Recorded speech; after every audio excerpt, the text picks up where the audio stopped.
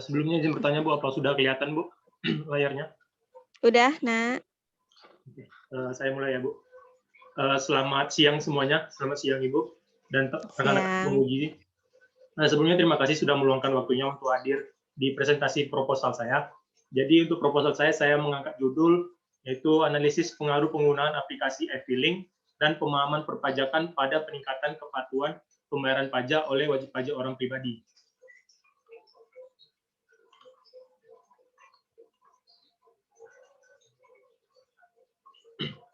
Untuk latar belakangnya, Itu sebuah tahunnya negara, masih 2020 tuh, Nak. ya Bu, ada apa Bu? Tahunnya masih 2020. Oh iya Bu, berarti saya lupa menggantinya Bu. Nanti saya bakal ganti. Ya. Latar belakangnya, sebuah negara memiliki kewajiban untuk menjamin keberlangsungan hidup masyarakat dan menjamin setiap aspek di dalam negara tersebut berjalan dengan semestinya. Tentu untuk menjalankan kewajibannya, negara membutuhkan dana yang cukup besar. Menurut Vini, Endang, dan Heru, di tahun 2016, pajak merupakan salah satu sumber penerimaan negara yang memiliki peran penting dalam menopang pembiayaan pembangunan dan menggambarkan kemandirian ekonomi. Nah, ini di sini satu paragraf yang pertama udah banyak salah tata tulisnya ya. Jadi nanti harus diteliti lagi, maksudnya benar-benar teliti gitu, Sahat. Misalnya ya di paragraf pertama di dalam negara itu dipisah karena setelah itu selain kata kerja itu dipisah ya. Dan menjamin setiap aspek di dalam. Nah, itu betul. Itu dipisah. Berjalan dengan semestinya, tentu untuk menjalankan kewajibannya juga itu biasanya disambung ya. Negara membutuhkan dana yang cukup besar. Nah, sebetulnya ini dari kalimat sebuah negara memiliki kewajiban untuk menjamin keberlangsungan hidup masyarakat dan menjamin setiap aspek dalam negara tersebut berjalan dengan semestinya, tentu untuk menjalankan kewajibannya negara membutuhkan dana yang cukup besar. Jadi empat baris ya, satu kalimat. Itu kalimat yang terlalu panjang. Nah, itu sebetulnya kalau kamu potong di sebelum tentu ya, di dalam negara tersebut berjalan dengan semestinya, titik gitu kan. Kemudian kamu lanjutkan lagi, tentu untuk menjalankan kewajibannya negara membutuhkan dana yang cukup besar, titik, itu bisa juga. Jadi kalimat itu jangan terlalu panjang-panjang ya, tapi cukup SPOK udah, SPOK udah. Gitu. Kemudian cara nulis sumber ya, Vini, Endang, dan Heru. Nah itu dannya 2 kali tuh, Vini dan Endang dan Heru. Nah padahal ini mungkin 3 orang dalam satu penelitian yang sama ya, Vini, Endang, Vini harusnya nulisnya Vini, Endang, dan Heru masih boleh kayak gitu ya. Tapi jangan dan semua gitu. Nah kemudian Vini, Endang, dan Heru langsung bilangnya pajak merupakan. Harusnya dia bilangnya gini, Vini, Endang, dan Heru menyatakan bahwa pajak, nah itu baru gitu. Jadi kalau nama penulisnya itu di depan, itu biasanya kita buat katanya lebih smooth gitu ya, lebih enak dibaca. Jadi Vini, Endang, dan Heru menyatakan bahwa pajak merupakan salah satu sumber penerimaan negara yang memiliki peran penting dalam menopang pembiayaan pembangunan dan menggambarkan kemandirian ekonomi. Kayak gitu ya. Nah, itu saya tahu ini bukan pelajaran bahasa Indonesia, tapi saya sudah jelaskan sejak awal, sejak pertama kali kita ketemu di mata kuliah Metopen, bahwa penggunaan bahasa Indonesia yang baik itu penting untuk pembaca. Jadi dia bisa lebih memahami maksudnya kalimat-kalimat itu, tidak sekedar kata-kata yang disusun begitu saja gitu. Karena dibacanya enak gitu, masuk akal, logis gitu ya. Dan sesuai dengan kaidah-kaidah yang berlaku umum. Nah, saya cuma baca di paragraf 1. Saya harap nanti Sahat tolong dibaca lagi di paragraf-paragraf selanjutnya. Saya harap kesalahan-kesalahan tata ketik, tata tulis ya itu biar diminimalisir semampunya ya, supaya bagus tulisannya ya, Nak. Ya, Bu. Ini masih lanjut latar belakang lagi, Bu? Enggak, Nak, lanjut aja ke itu. Ke rumusan masalah. Iya. Berdasarkan latar belakang di atas, maka rumusan masalah dalam penelitian adalah sebagai berikut. Yang pertama yaitu bagaimana pengaruh penggunaan aplikasi e-filing pada peningkatan kepatuhan pembayaran pajak oleh wajib pajak orang pribadi. Yang kedua, bagaimana pengaruh pemahaman perpajakan pada peningkatan kepatuhan pembayaran pajak oleh wajib pajak orang pribadi.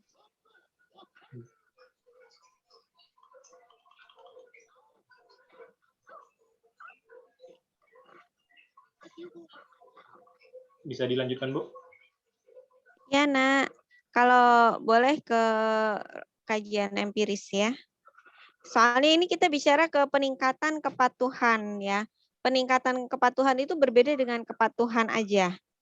Kalau bicara peningkatan itu artinya ada yang meningkat gitu, ada yang berbeda dari sebelumnya. Artinya kepatuhan sebelum dan ada kepatuhan setelah, sehingga ada kelihatan peningkatan. Nah, saya masih penasaran apakah di kajian literaturnya atau kajian empirisnya mendukung kata-kata peningkatan itu. Tapi sambil saya baca ya, coba. Silakan, Nak, dibahas ini kajian Untuk kajian literaturnya. literaturnya, Bu, saya menggunakan dari jurnal Doananda dan Sri Dharma di tahun 2017. Penerapan sistem e-filing memiliki pengaruh yang positif dan signifikan terhadap kepatuhan wajib pajak.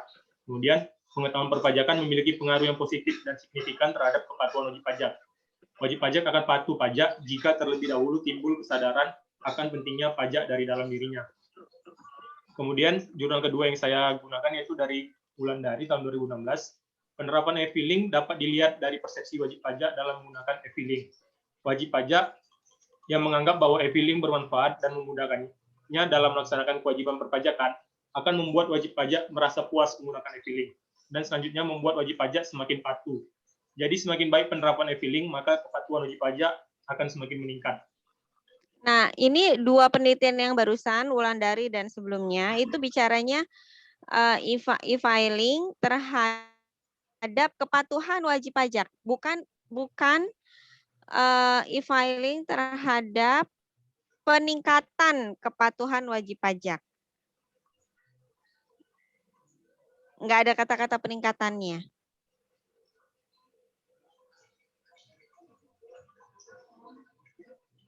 Kalau begitu, Bu, berarti saya perlu mengganti judulnya, Bu. Menyesuaikan dengan ininya, Bu. Dengan variabel yang memang sudah disusun ya sebelumnya oleh penelitian sebelumnya. Apakah ada penelitian sebelumnya yang bicaranya peningkatan kepatuhan wajib pajak seperti yang kamu gunakan dalam judul kamu? Untuk jurnal yang saya cari tidak ada, Bu. Tapi saya jumpa satu skripsi yang judulnya hampir mirip dengan saya, Bu. Cuman judulnya lebih panjang lagi daripada saya, Bu. Dengan variabel peningkatan kepatuhan pajak. Iya, Sahat. Iya, Bu. Untuk variabel. Cuman masalahnya dia skripsi kan? Iya, Bu. Jadi tidak berdasar gitu loh, maksudnya nggak kuat sebagai dasar. Oleh sebab itu kalau menurut saya sih hilangkan kata-kata peningkatannya, kamu gunakan variabel yang memang didukung oleh penelitian empiris. Oke, baik, Bu. Oke, jadi variabel pertama adalah penerapan e-filing ya, yang mana sudah didukung oleh Doananda dan Wulandari. Nulis Wulandari W-nya harus besar ya, karena nama. Kemudian didukung juga oleh Lina kalau nggak salah tadi ya. Iya, Bu. Yang ketiga ada Lina, Bu. Yang Lina bilangnya apa dia? Dari penelitian Lina ini menjelaskan bahwa penerapan e-filing berpengaruh positif terhadap kepatuhan wajib pajak di KPP Pratama Kabupaten Garut. Penerapan sistem e-filing sangat bermanfaat bagi wajib pajak, baik dalam hal kecepatan pelaporan SPT, kehematan dalam pelaporan, tidak merepotkan, kemudahan dalam pelaporan SPT, kelengkapan data dalam pengisian SPT, kemudahan pengisian SPT bagi wajib pajak dalam melaksanakan kewajiban perpajakannya. Saya kurang paham ya, karena tiga-tiganya ini baik Lina, Wulandari maupun Doananda, semuanya bicara soal e-filing terhadap kepatuhan wajib pajak. Sementara di kasus kamu, itu kamu ada variabel lain, yaitu pemahaman pajak ya, kalau nggak salah ya, Sahat. Ya, tadi Bu. Di atas itu. Nah, itu untuk yang pemahaman pajak itu ininya apa pendukungnya? Nah, itu saya masih belum jumpa, Bu. Sebenarnya ini di Dwananda cukup, menurut saya agak berkaitan, Bu, karena ini kan tentang pengetahuan perpajakan. Pengetahuan perpajakan memiliki pengaruh yang positif dan signifikan terhadap kepatuhan wajib pajak. Itu kan pengetahuan dengan pemahaman hampir sama, Bu.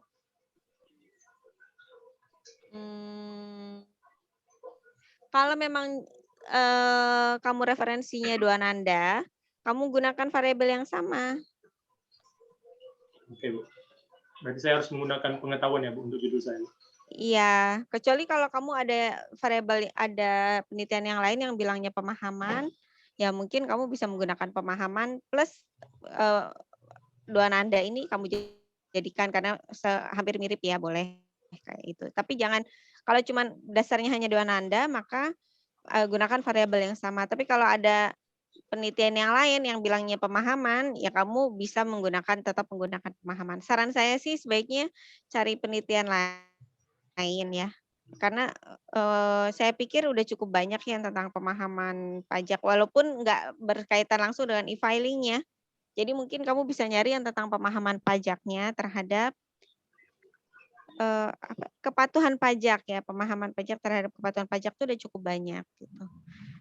Nah, itu bisa kamu gabung dengan penelitiannya si Dwananda dan Lina dan sebagainya. Jadi kalau yang Lina, Wulandari, Dwananda itu mendukung yang bagian variabel e-filing, sedangkan penelitian-penelitian lain yang mendukung variabel pemahaman pajak gitu. Baik, Bu. Kebayang nggak Sahat maksud saya? Ya, saya kepaham. Kebayang. Oke. Ya, jadi setiap variabel punya dasar yang kuat gitu, dasar empiris yang kuat. Oke, Bu. Terima kasih, Bu, atas masukan. Ya. Silakan dilanjut, Nak.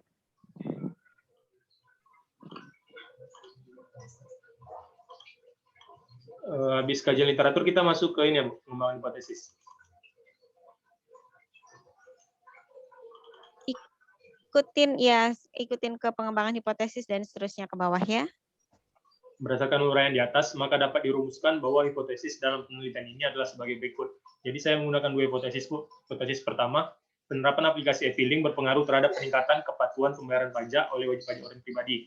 Hipotesis keduanya yaitu tingkat pemahaman perpajakan berpengaruh terhadap peningkatan kepatuhan pembayaran pajak oleh wajib pajak orang pribadi. Kalau di hasil penelitiannya sebelumnya si Dwananda, Lina, sama Wulandari itu hasilnya untuk penerapan aplikasi e-filing itu pengaruhnya positif atau negatif atau tidak berpengaruh, Nak?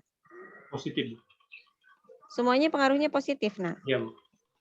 Kalau semuanya hasilnya positif, saya sarankan di perumusan hipotesis kamu juga mengarahkan bahwa itu berpengaruh positif. Kenapa?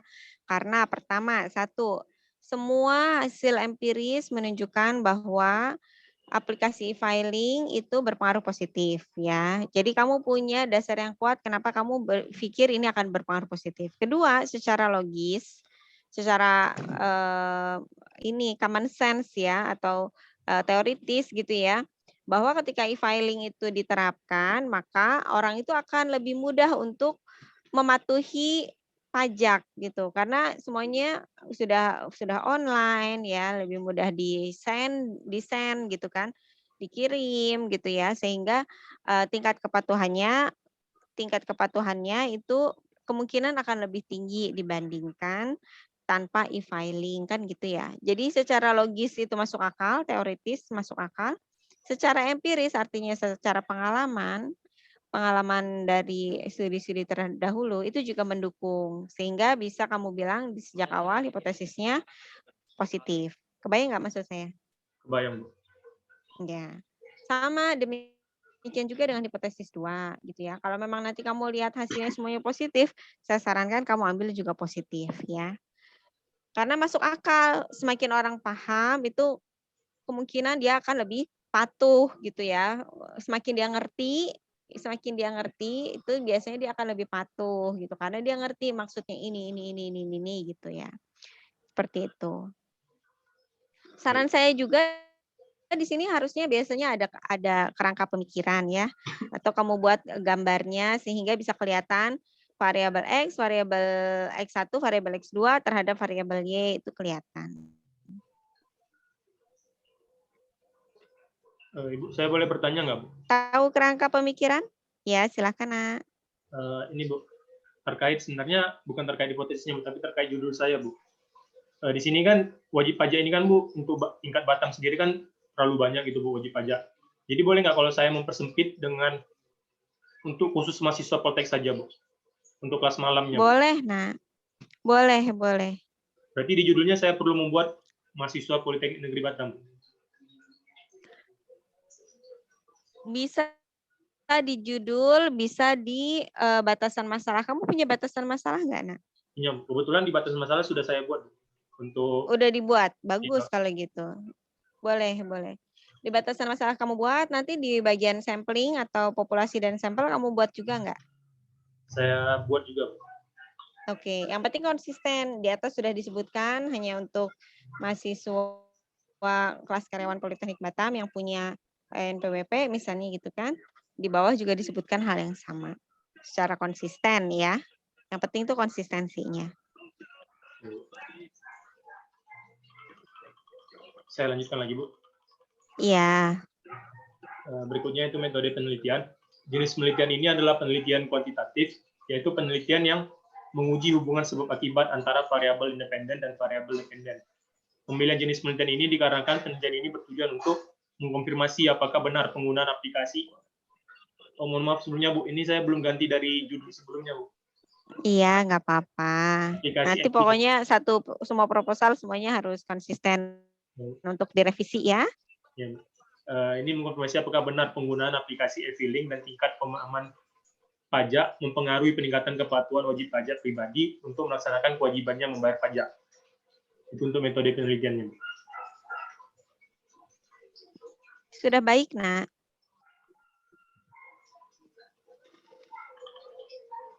Kemudian kita operasional variabel dan pengukurannya. Untuk variabel independen sendiri, di sini ada dalam penelitian ini peneliti menggunakan dua variabel independen. Variabel independen pertama yang digunakan dalam penelitian ini adalah penggunaan aplikasi. Saya masih salah lagi, saya belum, soalnya judulnya saya baru ganti, Bu. Sebelumnya kan yang saya sampaikan sama Ibu, saya mau buat judulnya ISPT dan e-filing, Bu. Cuman baru-baru ini saya ganti lagi jadi pemahaman perpajakan, Bu. Iya, nggak apa-apa. Saya paham.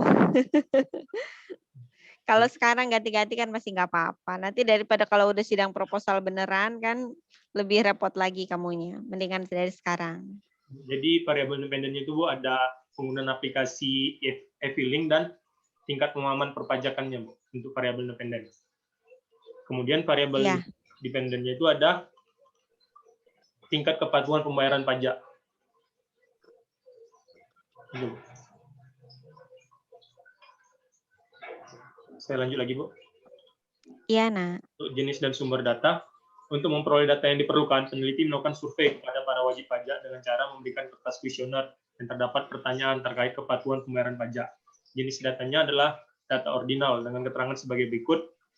Ada 4, yaitu yang pertama sangat setuju, kemudian setuju, tidak setuju, dan sangat tidak setuju. Jadi saya untuk mendapatkan datanya, saya melakukan ini, memberikan kuesioner kepada wajib pajak nantinya. Iya, boleh. Dan lokasi dan objek penelitian. Nah, untuk lokasinya sendiri itu Kampus Politeknik Negeri Ini Batam. kamu sering sekali menulisnya itu terpisah ya. Nya itu disambung ya, Nak. Nya jangan di sendirian. Untuk lokasinya itu di Kampus Politeknik Negeri Batam. Karena kebetulan kampus kita Ya. menerapkan perkuliahan kelas malam, jadi ada wajib pajaknya juga di situ. Iya.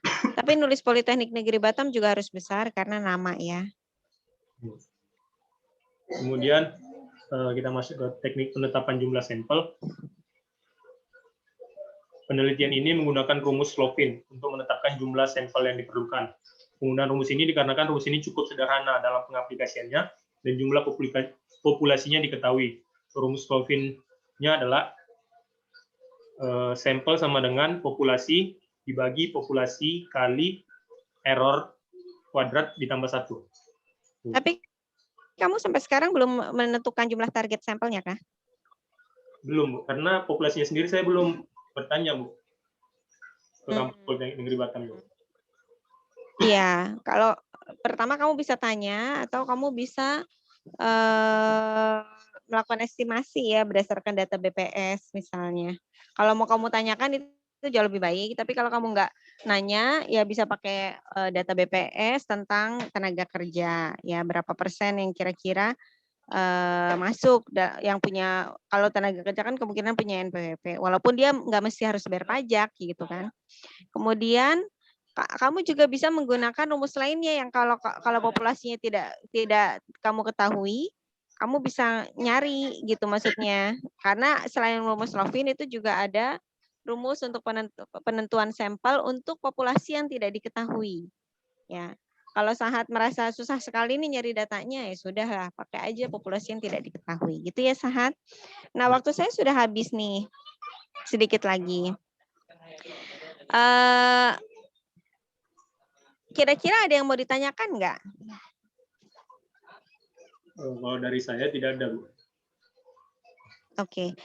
Secara prinsip ini sudah bagus ya, Sahat. Maksudnya cara kamu menentukan variabel itu sudah sesuai dengan prinsip-prinsip akademis. Maksudnya punya dasar yang kuat gitu ya, punya literatur yang kuat gitu.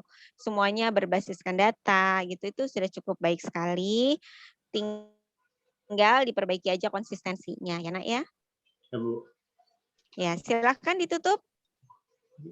Terima kasih kepada Bu Dwi atas masukannya. Semoga masukannya dapat bermanfaat bagi kita ke depannya. Dan terima kasih juga untuk teman-teman yang sudah hadir di presentasi saya. Saya akhiri. Selamat siang. Selamat siang. Semangat ya, Sahat. Ya, Bu. Ya, terima kasih Ruth. Saya live dulu.